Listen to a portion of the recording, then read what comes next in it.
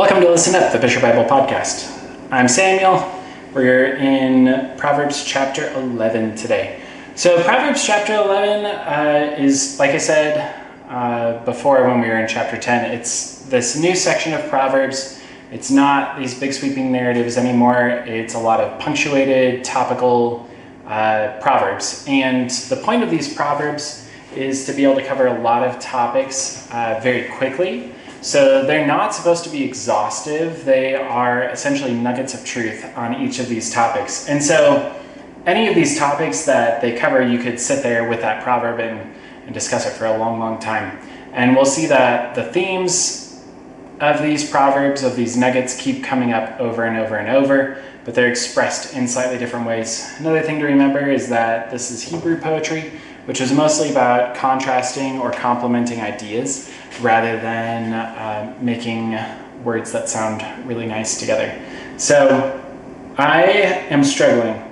I am struggling because I want to read all of the verses in this chapter, but I don't have time.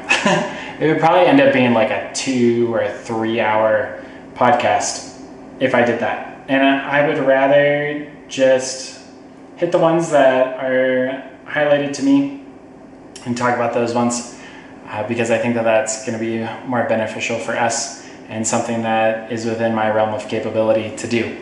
So that being said, let's get into it. So chapter 11 verse 1 is one of the proverbs that stood out to me. It says, "Dishonest scales are an abomination to the Lord, but a just weight is his delight."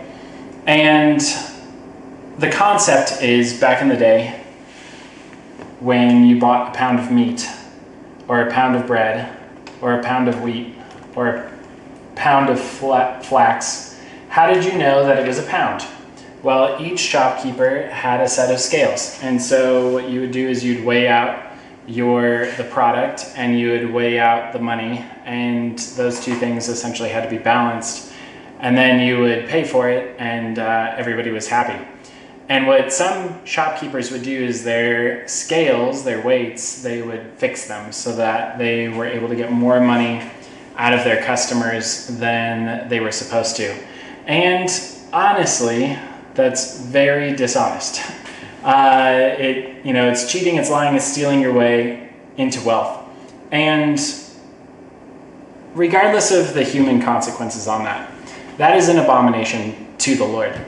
And so over price gouging people is dishonest to the Lord, or an abomination to the Lord in general, but specifically lying about what you're giving somebody, saying that you are giving them this service or this commodity at this rate, but you are not telling the truth on it, is an abomination. It's an abomination to the Lord.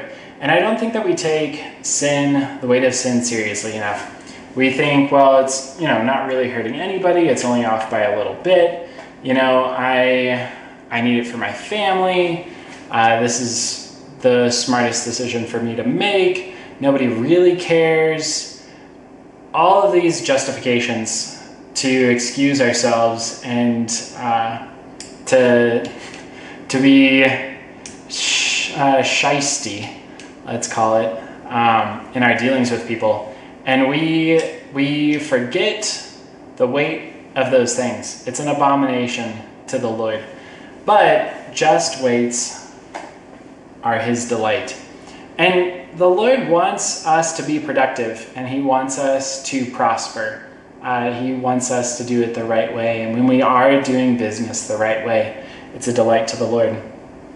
Verse 2 also stood out to me. It says, "When pride comes, then comes shame, but with the humble is wisdom." So this is in the theme of pride versus humility, and contrasting these two concepts because they're diametrically opposed to each other. I think what's really interesting about it is when pride comes, then comes shame. And there's so many avenues that shame can come through when pride comes. Let me say first off, this was the one that I had thought about before, is that when pride comes, it often shames others. So in order for somebody to feel good about themselves and to exalt themselves, they do it in a way of putting other people down, which is really destructive to a whole community, and it's destructive in a school, and it's destructive to individuals. It's not what promotes the ways of the Lord. But also, I think there's another aspect to this one, and this is what I mean by each proverb is multifaceted. You can really explore these and talk about these, which is why you're supposed to do it in a community, because then you are able to advance on the course of wisdom the fastest. So this is another aspect of it, is that pride is self-centered thinking. It is self-focus, and it isn't always positive. And that is something that a lot of people mistake about pride. They think that if they are digging on themselves and they're beating themselves up and they're saying that they're worthless and stupid, that they're walking in humility, and that is not true. That is not humility. That is not biblical humility. It's not true humility, and it's not productive at all. It's actually pride, because it is self-focus. You're so focused on yourself and your own shame that you are neglecting the things around you, and you're not actually walking in a right attitude towards yourself and others. So pride can actually be the source of your shame. Your self-focus on your faults to an unhealthy degree can cause you to live and walk and dysfunction in shame. But the contrast is with the humble is wisdom. So when we are walking with a teachable, others-centered heart, especially God first, we will grow in wisdom, and we get the fruit of that. So the fruit of, we gain wisdom. So humility is, like I said, it's one of the key virtues, and it is part of wisdom, which is why it's important to have wisdom. So I'm going to read verses 3 through 6, and then there's one of these verses in particular that stood out to me. The integrity of the upright will guide them, but the perversity of the unfaithful will destroy them.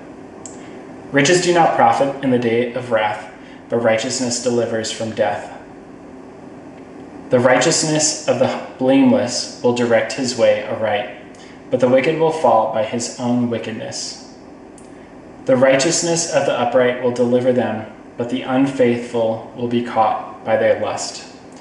So all of these proverbs are in the same context, they're in the same thoughts, but you can see how each of them gives a different idea in the same category of ideas, contrasts different ideas in the same category of ideas. But it's the end of verse 6 that stood out to me. It says, but the unfaithful will be caught by their lust. And when we break down what lust means in a biblical sense, what it really is an unbalanced desire. So it is either a desire that is for something that you shouldn't have, so there's an aspect of lust in that, or it's a desire that is a perverted desire. But whatever it is, it's not a harmonious desire. There are desires that are fantastic desires, great desires, wonderful desires that are not lust. And they can be the exact same things that can generate lust. So for example, the desire to marry is a desire that's good and right and righteous and healthy. The vast majority of people are called to be married. There are not a ton of people that are called to be celibate. So the vast majority of people are called to be married. But when that desire, that good desire, is perverted, it's moved out of harmony, it's out of balance, it can become lust. And when it moves into the realm of just sexual desire, it becomes lust. And this is even like a degrees thing, because having sexual desire is not sin. And having temptation towards sexual desire is not sin. But indulging in lust, where you are becoming more and more consumed by that desire, and you are objectifying people and thinking about them in terms of just their bodies and your own self-gratification, and what you can get out of it, the more that it becomes lust and is sin. And it's not just with that, it's also with money. There is a good, right desire for money and for profit and for edifying your community, providing valuable services, etc., etc., etc. But when we lust after money, we begin to put money ahead of all of our other desires, and it loses balance, it loses harmony, it loses its proper place. And a lust for money isn't the only thing that you can lust after. But really, lust and covetousness are like two sides of the same coin. They coexist. It can be very difficult to tell the two of them apart, but both of them are sin. So lust is really that heart condition where we are so fixated on something that we're not in harmony anymore with the rest of our life and with our community, and we are more and more moving into the realm of, at any cost, at any sacrifice, compromise of character, honor, I'm willing to take and have that thing. And what I find so fascinating about that in this context is that to lust is an act of sin, and then to pursue that lust and to fulfill that lust is also sin. And so, sexual lust that's fulfilled turns into either adultery or sexual immorality, fornication, whatever. And so lust leads to more sin. And whether it's lust for money, where then you cheat and you steal and you embezzle, or it's lust for fame, for notoriety, and so you slander other people so that people depend on you and look to you. All of these things, like I said, they are sin leading to more sin. And those are the very things that you are willing to sacrifice your honor and integrity for are the very things that are going to catch and destroy you.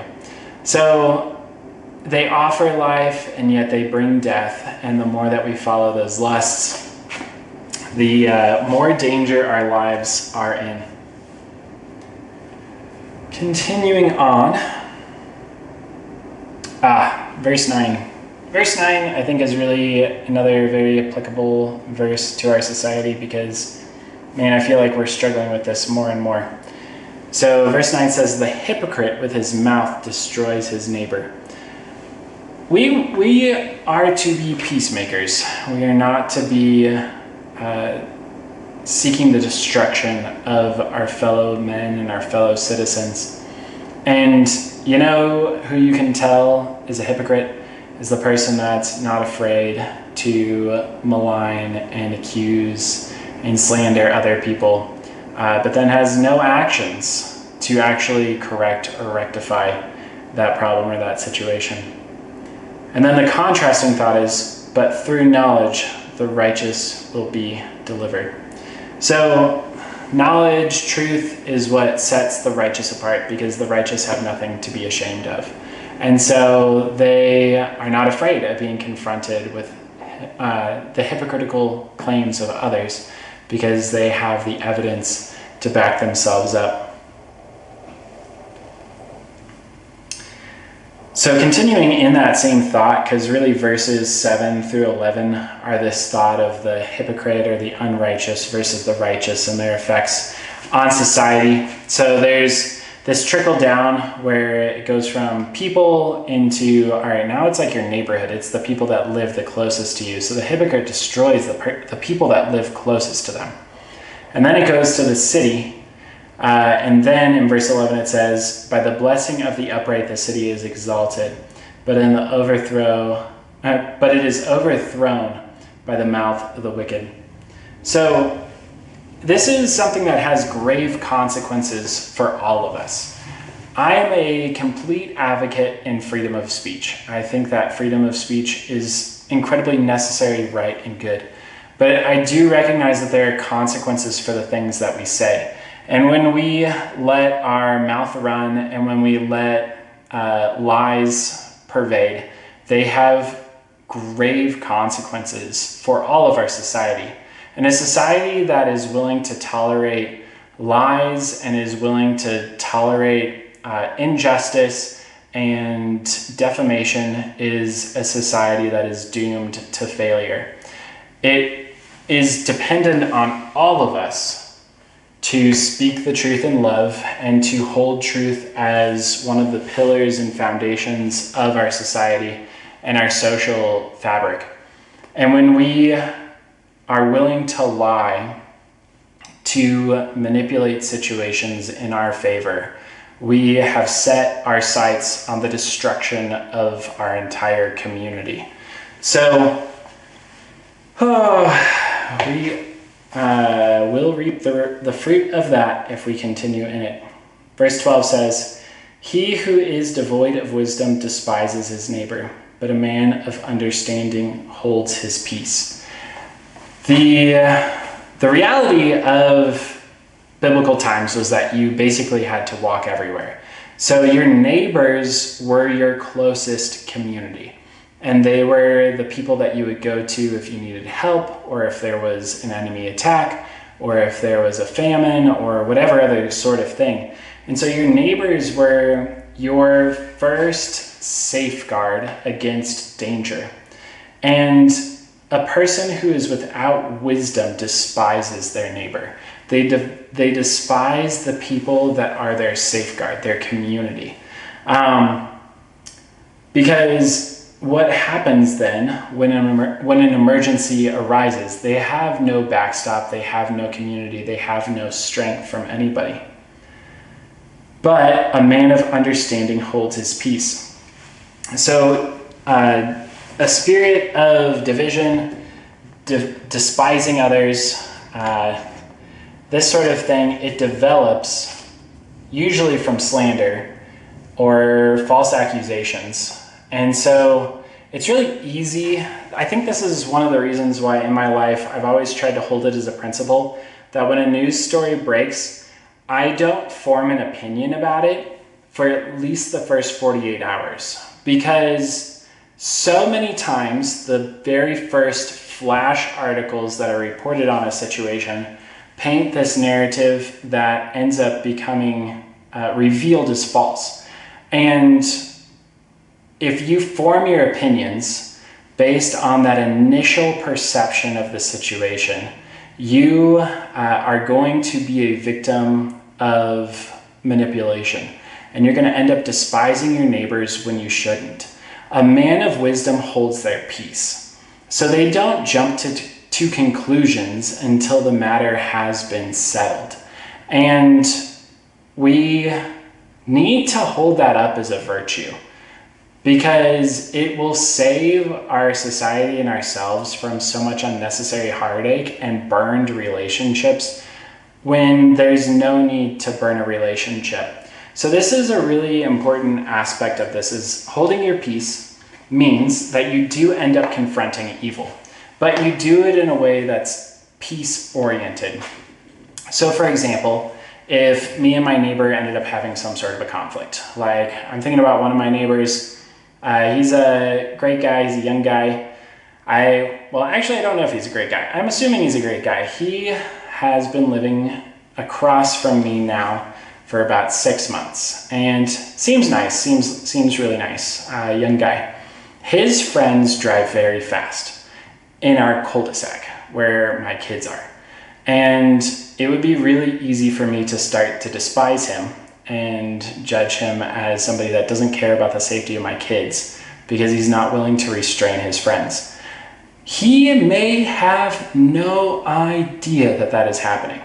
And at first, it was a big problem, and now it has tailed off. So I think that he kind of figured out, I think that him and his friends kind of saw all the neighborhood kids playing enough times in that cul-de-sac that they kind of went, oh, maybe we should slow down a little bit when we're getting over to this guy's house. But if I had jumped to conclusions and I had done that before I even confronted the guy, I would have a ton of reason to despise and judge him and besmirch his character and do all these sorts of things. Every conversation I've had with him has been very friendly and awesome.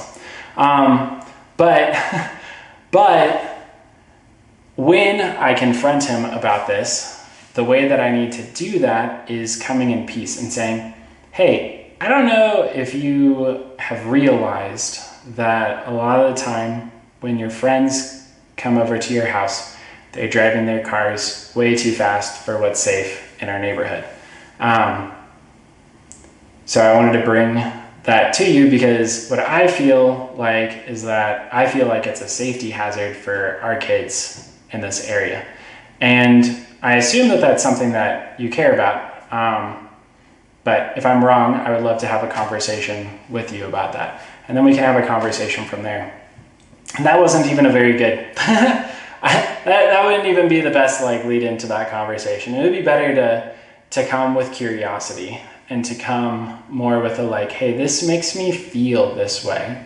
It makes me feel like you don't care about the safety of our kids. But I know that's not true. So help me understand why it is that your friends blast into the cul-de-sac. And then we can have a much better, reasonable conversation out of that, because I'm not coming to him saying, don't you just hate our kids. You want them to die, right? That's the only reason that you would let your friends blast into our cul-de-sac like this. You know that you're going to cause the death of one of our kids. That would be horrible. There is no way on earth that we would end up having a good conversation. So a man of wisdom holds his peace. They do confront issues when it's appropriate, but they do it in a way that promotes peace instead of conflict. On to another verse. Verse 14 says, where there is no counsel, the people fall, but in the multitude of counselors there is safety. Community is king. I cannot say it enough times. And there is a huge difference between a loving community and a wise community and a self-centered and narcissistic or self-serving community. You really need wise counselors around you. But if you have no counsel, you are guaranteed to fail at some critical points. You need counsel. And the more counselors you have, to a degree, the better. The more quality counselors you have, the better. Because in the multitude of counsel, there is safety. I'm going to read verses 16 through 21. Oh, but first I should say that. So, going back to 14. This is why it's so necessary to be heavily invested in your local church. Because it's through the community that you will grow exponentially, and it is through the community that you will both have conflict and be able to resolve conflict and help others to resolve conflict when they have conflict. It is in the counsel of the community that you will be able to actually clearly hear and discern the Lord's voice. I have some friends that sometimes have said, oh, the Lord's leading me to do this thing. And they're so sure that the Lord has told them to do whatever thing it is. But they're also using that as a shield and an excuse to not seek wise counsel. And I don't think that they're maliciously doing that. I think that they are doing it out of a lack of wisdom. So rather than coming to their community and saying, hey, I think the Lord might be telling me to do this, and then having a conversation around that, they just come in and declare, I know the Lord's will for my life, and it's that I would do this specific thing, and if anybody tells me anything different, they are not speaking from the Lord's will. Man, danger, danger, danger, danger. Don't do that. You will fall. So you need wise counsel. The people that you want to be like in 10 to 20 years, those should be your counselors. And the people that you are inspired by today should be your friends. All right, verses 16 through 21. I'm going to read this whole thing because all relates, and then we'll pick a couple of sentences out of this. A gracious woman retains honor, but ruthless men retain riches. The merciful man does good for his own soul, but he who is cruel troubles his own flesh. The wicked man does deceptive work, but he who sows righteousness will have a sure reward. As righteousness leads to life, so he who pursues evil pursues it to his own death. Those who are of a perverse heart are an abomination to the Lord, but the blameless in their way is his delight. Though they join forces, the wicked will not go unpunished, but the posterity of the righteous will be delivered. So yeah, you can pursue righteousness and retain some riches, but you'll also destroy your soul and your flesh and your community, and you will not go unpunished for the evil things that you do. If you're gracious, you will retain honor, you'll bring health to your soul, you will reap the sure reward of righteousness, you will escape the perils of death, you will be the Lord's delight. The consequences are real, friends. I cannot say that enough times because that is one of the key aspects of wisdom, that if you do not have, you are not wise. You may have a ton of knowledge. You may be an expert in your field, but you are a fool. If you do not understand that sin always leads to death, and that walking in integrity and honor is way more important than your professional accolades or your momentary amount of wealth. I really like verse 22. I've always thought it was very funny. And this is written about women, and I think it's written about women more specifically because a lot of them base their value on their appearance, but it also applies to guys. There's a lot of guys that just find their worth in how great their gym bod is. So it says, as a ring of gold in a swine's snout, so is a lovely woman who lacks discretion. Your character is so much more important than your appearance. And here's what's really fascinating about this verse. Why would he pick a pig? It's because pigs are an unclean animal according to the law. So a thing that's really good and really wonderful and gracious in itself, beauty, there's nothing wrong with beauty. Beauty is actually an incredible thing. And if you're blessed with it, awesome. So attractive, right? When a person's character is bad, the outer adorning on them doesn't make up for how unclean they are. So, it's like a ring of gold in a pig's snout. It just think about that image.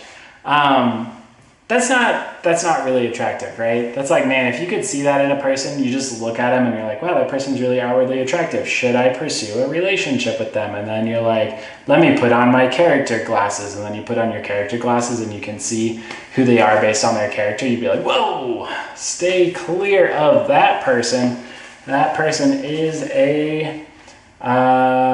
not somebody that you should ever pursue any friendship with, let alone marriage relationship with. So your character, way more important because you take it with you everywhere. Your beauty is going to leave you behind one day because we all grow old and gray. All right, 24 through 26 is another little section, and got another verse that I want to talk about. There is one who scatters, yet increases more. And there is one who withholds more than is right, but it leads to poverty. The generous soul will be made rich, and he who waters will also be watered himself. The people will curse him who withholds grain, but blessing is on the head of him who sells it. This is a really important principle of wisdom and just walking with the Lord, is that the Lord has commanded us to be generous. And it's for our own good. He has designed us to necessitate generosity. And when we don't walk in generosity with our time or our talents or our treasure, then we are going to atrophy in our communities, and we're going to be despised by the people that are around us. So Scatter your seed. You have to have seed in order to be able to sow seed, right? And Proverbs talks about that. There's a lot of wealth that's buried in the ground of the poor because they can't till it and plant it. So you have to have something in order to actually give things away. But when we are generous, then we will also receive the generosity of others and the blessing of others. And so much of business comes down to relationships, whether or not you're somebody that's trustworthy or somebody that fails to complete work for your clients. And when you fail to complete work for your clients, what happens is that they will stop coming to you. And you can only burn so many relationships that way in your community before you are run out of business. Likewise, there's this example of this person that basically is like buy and hold, and they never sell the thing that they should sell, which is, in this example is grain. So the context for this would be they brought in a harvest, everybody else brought in a harvest, everybody else is selling their grain, but what they're doing is they are withholding their grain because they're waiting for everybody to be really hungry. And then they're going to sell their grain at 2 or 3 times, 4 times the price and price gouge people. And, your community will bless you if you provide your services at a reasonable cost. Verse 28 says, "He who trusts in his riches will fall, but the righteous will flourish like foliage." Again, your character is so much more important than your wealth, because your wealth can disappear, but a person of character who knows how to build wealth will always be able to get it back. So if you're just holed up, clamped onto your riches, and you don't know how to manage them well, they will all fail you. 30 says, "The fruit of the righteous is a tree of life, and he who wins souls is wise."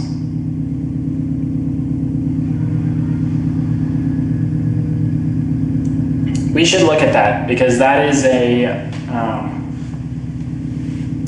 an indicator. What kind of a person are you? Well, the fruit of a righteous person is a tree of life. So are you a tree of life to the people around you? Are you winning souls? Are you helping people to grow and to become more like Christ? If you are, you're probably a righteous person. If you're not, then maybe you're not a righteous person. So evaluate that. Sit down, evaluate that, and see what areas in your life can change to being one of generosity and soul winning. 31 says, "If the righteous will be recompensed on the earth, how much more the ungodly and the sinner?" So, this is a general principle. There are times that evil people seem to escape to the end of their life and not face any consequences. But that is the exception, that is not the rule. So, they will be repaid. Vengeance is the Lord's, he will repay. So, our job is to be the righteous and trust in the Lord's reward, because the Lord rewards those who diligently seek after him. There is always a repayment. It may not be in the currency that we necessarily wanted, but it is always good. It is always good. So, there are times that we're like, I just want to win the lottery. The Lord could reward me for being good by me winning the lottery. And, it may not be the lottery, but it's a lottery, right? We're like, oh man, if somebody just gave me a car, if somebody just paid my bills, if somebody just gave me that job, then I would know that the Lord favors me. And that may not be the way the Lord rewards you, but he will. He will. Yep. See you guys next time. Don't forget to like and subscribe if you haven't already. Tomorrow I will see you again.